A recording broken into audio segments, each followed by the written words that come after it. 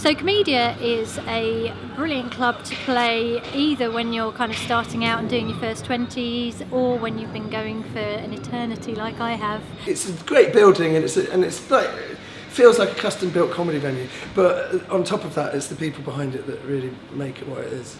I've had some of the most fun gigs and the greatest gigs of my career at Komedia, without a doubt. It's where I started.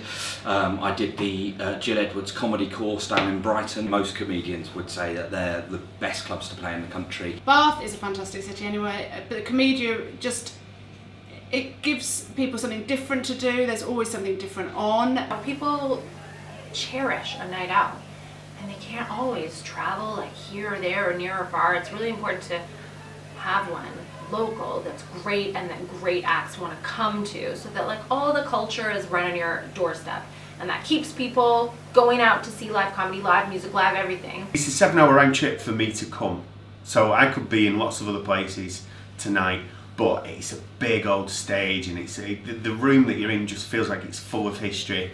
It's a really nice brand as well, if that's even the right word. You're dealing with an organisation that cared about the comedy because they cared about the audience, and the comedians were then able to relax. There's nothing nicer than going to a full room of happy people.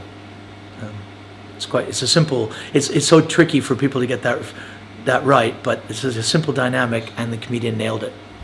Here it's a theatre, so I could invite my mum without shame to come watch. She'd have to fly a long way from Malawi, but still, the potential is there.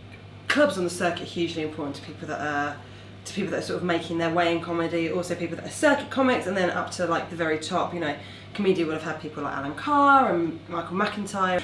We should be doing everything we can to make sure that gigs like this are around for as long as possible.